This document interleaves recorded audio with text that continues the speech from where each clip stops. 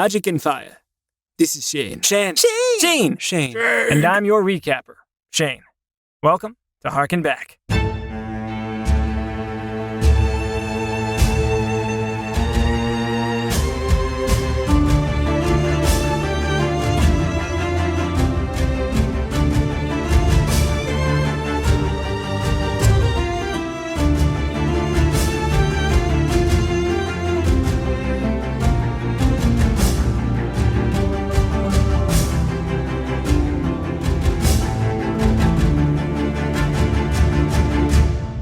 Still staggered by their recent dance with death, the agents of repair escorted the rescued civilians of Westbury back to Nestle Valley's Mountain Pass Railway, the fastest and presumably safest route home.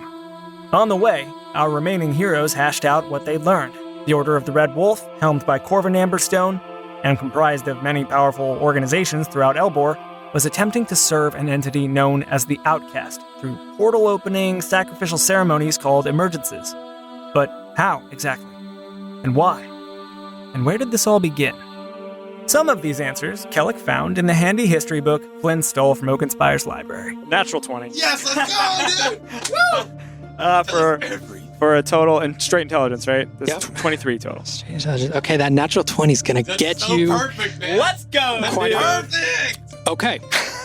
So, the book starts out as there was the city of Primordia. Then the book recounts a time when in Primordia there was a singular temple to the old gods. It was said that upon approaching Primordia, you were able to see this temple from miles away, this sort of beacon to the old gods. The old gods actually visited, physically appeared in their forms. You could approach Famir, let's say. You could shake Famir's hand. Let's say. You could Just for example. have a conversation with a Tyr.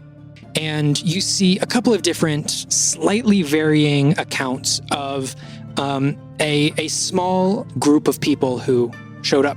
And with the natural 20, you find that they all wore red cloaks. There was one of the group that was sort of heralded as not necessarily the leader, but seems to be regarded as a chosen one. Someone a little bit more special than the rest of them that they all held in a certain regard. Okay. This person, in all of the accounts, is regarded to as the Storm. The accounts say that this Storm, who was an individual, one day went to the temple and unleashed a great display of raw magical power. Everything around them began to vaporize and turn to sand. The book then accounts a group of what is described as adventurers, a group of heroes, was assembled from all the different countries, from Kaldur, Ondale, Ganboldir, and even Freywood. Days after they entered the waste stopped expanding. It was assumed within this book, and it is the author's opinion, that the heroes were victorious in completing their mission, although either died in their victory or dispersed into the wind to live their lives out once more. This newfound knowledge putting some spring in their footsteps, the party boarded the railway cart and began their tenebrous journey through the mountain. Suddenly, a break in the track before them sent them tumbling into the pitch-black darkness. A squad of Kangxi drow, armed to the teeth, descended upon them, and Kellic was quick to negotiate. Our blood is very hard to clean. And I'm sure just as easily spilled as the next. As easily spilled as yours. So their foe's leader proposed a bargain, involving one of the dwarves they were escorting back to Westbury. He points and he says, "Do you care for that one's life?" What do you plan to do? You said no harm would come to her. No harm is going to come to her. So what's this? Once I place this upon her throat, if anyone within this cavern speaks of what they have seen here, she will stop breathing. It's in your hands. No blood need be shed. All right. Why did you let him do that? Because it gets us through without killing anyone. Yeah, but what if everybody dies tomorrow because of that? Then you've killed hundreds of people. We'll cross that bridge when we come to it, Alma. I don't know what you're trying to tell me. To get out of here. I can fix this. And I will put my hand directly where he put the powder on her. Mm-hmm. And I will cast Death Ward. You touch a creature and grant it a measure of protection from death. The first time the target would drop to 0 hit points as a result of taking damage. The target instead drops to 1 hit point and the spell ends. And then I will reach out for the Station Master's tether, if I can find it, Yeah. and I will cast Sending. And I'll wrap my coin into my breath. Okay. Expect outright aggression from here on. Past one more ordeal, the party returned to their base in Marstock. But a surprise visitor awaited them there, with a favor in hand. Flynn! Huh? I'm in your head. What? Come to the back of the temple. Bring everybody. Okay. Seeker had arranged for 86, an automaton smuggler, to get Thaddeus safely to a place where he might regain his body and power source. 86 here. Collects Warforged. And I think he can help Thaddeus. I don't know if collect is really.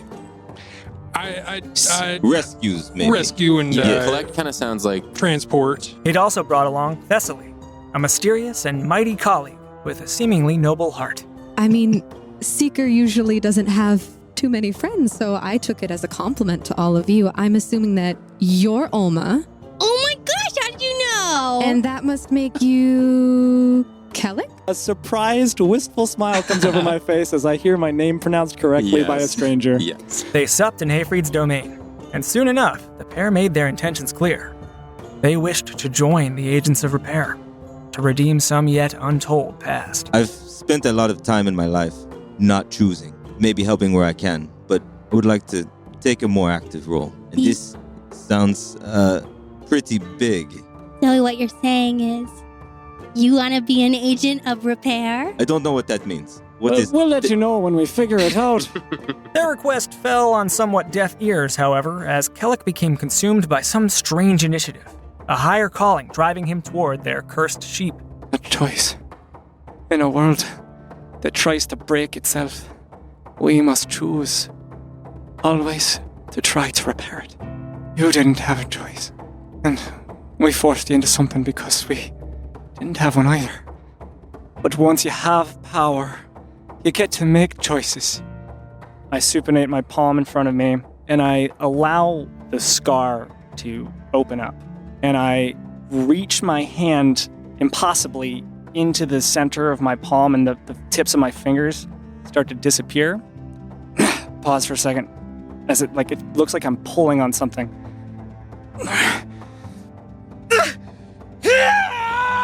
And I pull from my hand a glistening, fragmenting silver dagger. It has this silver, slender center, and these embers are pouring off of it. And from the center of this silver dagger, these blue flecks are blossoming into these explosions, these tiny, tiny conflagrations of fire. And I take this, and in a singular motion, I twirl it in my hand, and I plunge it into my heart. Die, ace, optio. And then I pull from my heart this condensed, vibrating, swirling mass of silver, blue, and orange. It's almost like this thing that's trying to escape this shell of these 3 layers. And I plunge that through the bars into the form of this creature, and I cast Greater Restoration. The rest of you on the main platform, just behind you, you look around just for a moment, and on the platform that's behind you, you can see that there's trees, and it almost looks like an outdoor area. You can see shrubbery, you can see trees, and just from there, you can barely hear meh. Yeah! Meh. Meanwhile, Flynn and Zorkal departed for Addersfeld to get Flynn's Sentinel Ascension in motion, and the solemn and vexatious ritual put the bite-sized battler's macro metal to the test. Normally, a Sentinel of the Iron Light receives a tattoo for a single school of magic, but in his desperation to prove himself to his trenchant superior Mellaroo, Flynn had a different idea. No, Flynn. Give me all of them. Get out of here. Give me all. Go. I get back up on the stop. Flynn, I don't know what this would do to you. Let's find out. I'll turn to Mellaroo. What's her reaction? She shakes her head in disbelief and begins walking out of the room. I did it. She walks up the stairs.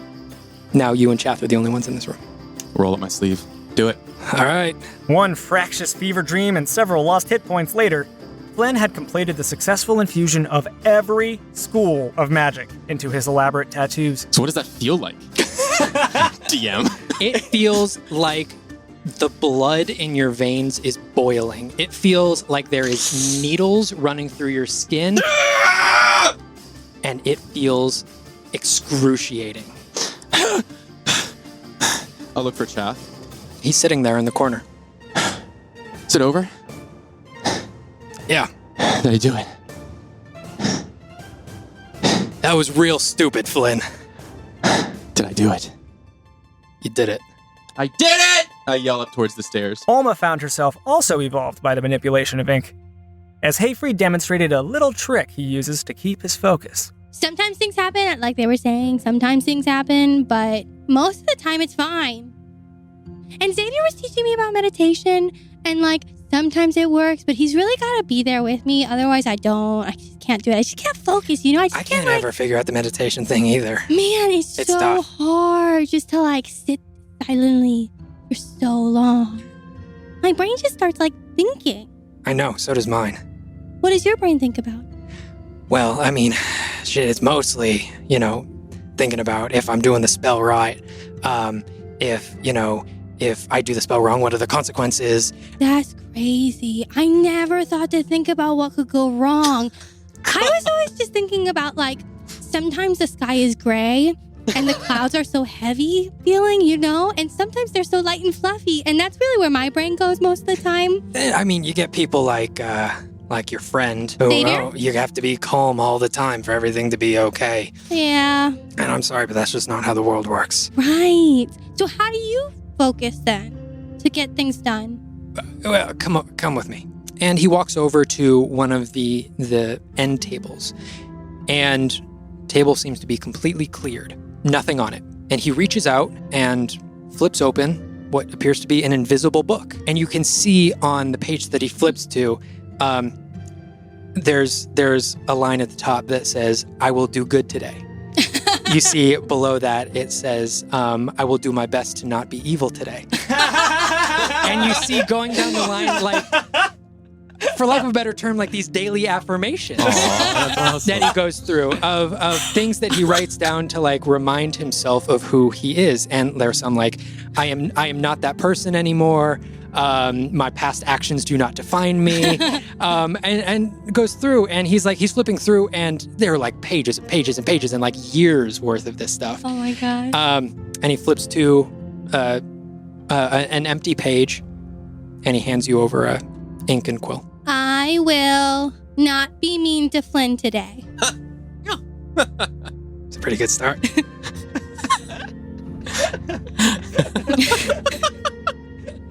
I will make sure I don't banish anyone today. That's a good one. I will not talk about Kellick's knees today. Weird, but I guess. Okay. Finally bringing Seeker and Thessaly into the fold, the agents of repair began their interrogation of Zergath and Amara, and a few key details availed themselves. Our ultimate goal is to free Vasronath, and with his power, remove the cages of this world. What about the Fallen Storm? Who is that? The Fallen Storm was, at one time, a weapon that was used to sow chaos, although in their attempt to break a portion of the divinity from the world, they were stopped. And what plane is Vasronath on? We believe he resides in one of the levels of the Abyss. Why are you so open to telling us all of this? Well, on one hand, I was hoping just a little bit that you all would be able to see the bigger picture, that the gods are destroying and enslaving this world. Through some means, I hope to open your eyes to that. And even if you don't agree with me now, I'm hoping if you continue down this path that you'll soon see the truths that lay before you. So even the new gods? Yes. Although anytime you have gods in the sky, there will be a certain level of helplessness that the people below them will have. And although in the beginning, this war did do quite good things for our cause in sowing chaos, very quickly the chaos dulled. In the beginning, people were quick to abandon their faith. As people were dying, as families were not being reunited, as the war went on, people began to fortify themselves and reach back out towards the gods and find security in that. So, fairly surprisingly, the longer the war goes on, the more power the gods seem to have. So this chaos is not quantifiable by bloodshed. You mean to say that it's directly proportional to the amount of belief and trust That is populace correct. have in the gods? So the next step that you guys have is to try to find the keys and the portals, That is correct. but you haven't found any more? Not at the moment. Although active searches are taking place and we have a few promising leads. And how does bringing a beast from another plane through a great gate disrupt the powers of the gods? What relation does that have? I don't know if you quite understand that we weren't attempting to bring a beast through. We were attempting to demolish the walls between the plane of fire and here. Had we succeeded, that portal would have continued to grow and encompass the entire area, and not only one beast, but from what we had hoped, many number of them. How did these keys come to be? Did you commission them? Yes. And Bram Drumwind just acquiesced? Wouldn't Vosranath just become a god, and then the cycle would continue? We are preparing contingencies against that. So the Order of the Red Wolf wants to release Vosranath and then control them? If it comes to that, That yes. sounds so foolish. And Kellic learned the uncomfortable truth of how Artemisia was able to wield Famir's power in the name of the outcast. She told me of a ritual that she undertook to not only break a portion of her connection to the old gods, but in a certain way, in her own way, has held on to that divine magic and did not release all of it. That witch stole a fragment of Famir! But, as usual, there was little time to process this information, as the town of Marstock was besieged by fire giants amidst a tumultuous rainstorm. Guys, are these the faces we've been seeing in the clouds? We've been seeing What faces? They turn around the corner and they see the fight that is currently happening. They pick up their speed as they barrel down Oh my gosh. Cool. as everyone can just feel the impact of their feet running down this singular road, as all of a sudden the biggest bolt of lightning you have ever seen shoots down from the sky, and in between all of the fire giants, you see standing there a massive blue and white figure, a storm giant apparates. What? As this storm giant takes out a massive sword from behind its back and takes a huge swing at the two fire giants. Yes! What? What is going on? Their victory ensured by the miraculous appearance of a protective storm giant, Kellic observed some inconclusive evidence that these giants may have been digging for something. But more on that later. The challenge presented by these clouds to the earthbound party proved but bemusement for their Aarakocra interloper, and he sped to his rendezvous with Flynn's dear friend, Kaelin. And as you read it, it says, Melru sent me south to follow up on a lead Flynn brought in. I will not be able to meet with you in person in Keed as originally planned. This eccentric bird shall take my place as messenger for the time being. I wince as I read that. Well, this is, in some parts, bad news, and in other parts, good news. I am delighted to know that we are expanding our circle of trust. The odd duo set to work, tracking Kaelin's imperiled comrade, Donna. Shraya's bestial senses yielding unprecedented results. What are you talking about? This is not... It's not what we do! Arriving just in time, they witnessed a veiled assailant attempting to convince Donna of some new creed. I'm not gonna be a part of this bullshit. Donna declined, but her aggressor drew their blade, launching Shraya and Kaelin into action. Oh, I'm gonna spring out then from where I'm hiding and immediately dive my way in between these two figures as Okay. quickly as I can. I'm gonna have you roll initiative. Yeah. The synergized scufflers sprang skillfully into the scary skirmish, but this sinister scufflaw scrupulously severed the seasoned sentinel's skull from her skeleton. They're gonna put both of their hands on their sword now and reel back and take a powerful, powerful swing. And before their swing is even finished, Donna is fully decapitated. No! The Sentinel Slayer escaped. I send up a couple of swirls of druidic energy from the center of my crystal that double helix and pulse out into the night sky as well. I didn't know her, but seeing the needless death and reflecting on my own experiences with loss, the ways I've lost myself and feel distanced from the second kind of longing, the longing for family, though my found family is so far away. The true nature of sacrifice comes into my mind, and there is a newfound respect and a knowing that I can't ever let this happen again. Mourning the loss of Donna and devastated by their failure, Shraya and Kaelin set a course to meet up with the rest of the group in Saddlemount, though they would not complete the trek. Back in Marstock, our heroes went about healing injured citizens and cleaning up corpses.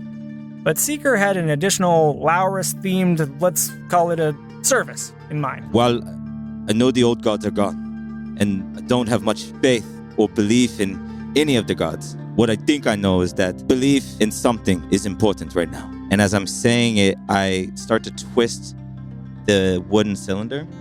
Old gods, new gods, I don't care what you believe.